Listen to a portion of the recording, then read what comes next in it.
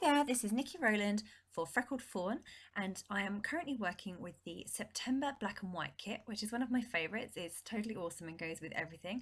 And some of the clear arrows from last month's kit from August that they didn't make it out with the August kit, so they got sent with September's. So I'm working with those two.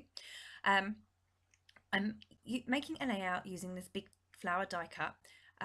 The die cut and the paper collection I'm working with are by Paige Evans, her new Turn the Page collection.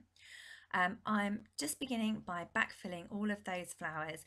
I cut this die cut but also cut the flowers from the smaller patterns on the 6x6 paper pad. I did those at the same time, so in theory they fit perfectly inside each flower, and when I turn over we'll see the patterns in all their glory. I usually like to raise my backfilled papers up on foam pads so that the layout gets some good dimension, but because these flowers are quite skinny, I'm deciding just to stick them flat with some wet glue. So you can see me there with my PVA glue and a fine tip bottle, so that makes it easy to put the glue around the edge of the flower and then pop the patterned flower on. Okay, so this is the last one going on now, and you can see there all the lovely colours that have come through. I'm now just gutting the back of my paper layer and adding a piece of cardstock to that frame. So now I have my background, and I'm going to add the flower cut file that's backfilled with. I'm going to raise that up on foam pads. I do like my layouts to have lots of dimension and to have lots of different layers. So the fact that my backfilled flowers are just stuck flat, I do want the whole thing to be raised up, so I have that different level from the top of the flowers to the background. So now that that epic background is done and stuck in place, I can get on with the fun stuff, which is adding my photograph and all the gorgeous Freckled Fawn embellishments. The background is obviously quite busy, so I'm not going to go too crazy with the embellishments, but as you can see, I'm adding one of those puffy heart stickers inside each of the flowers.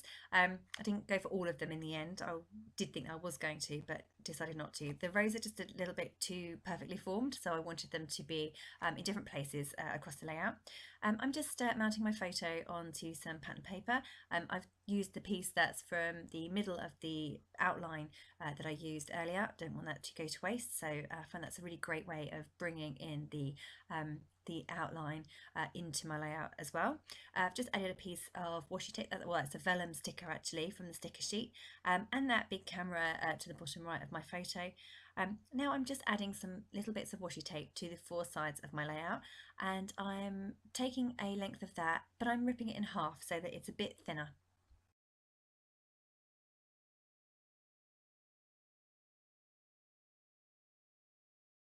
So I've now changed my mind about where that camera is going to go, and I've moved it up to the top right. And I feel that my photograph needs some extra layers. So I've just gone to my Paige Evans ephemera and pulled a few bits out from there to layer behind the photo. That's a flower from the ephemera pack as well, and a label that's going up by the camera. Because the background is so busy, all the bits that I put from the ephemera pack near to that camera, the coffee cup and the flowers, neither of them really looked that great. So I think I decided against that in the end. Having a go with a paper clip here, can't make that work either. So opting to keep things a little bit more simple. Okay, so once I've finally made a decision, I can get everything stuck in place so they won't move around too much. And I've actually now found a solid yellow butterfly from the chipboard sheet that works well. That was the problem, everything was a bit too patterned, so I just needed something that was a bit more solid to give that contrast against the busy background. I've just added some machine stitching around the outside of my layout. It was a little bit tricky with the die cut already stuck in place, but I managed to lift it up. I just felt that it needed a bit of extra definition around the edge. And I'm finishing off by adding in some sequins and some other little bits and pieces.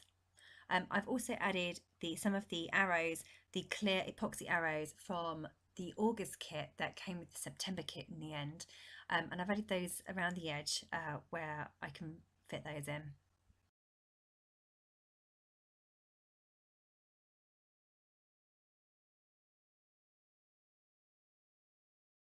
So now I need a title, and I absolutely love this font from the Freckled Fawn kits. I think I got a yellow one or a white one in a previous kit, and I absolutely loved it then.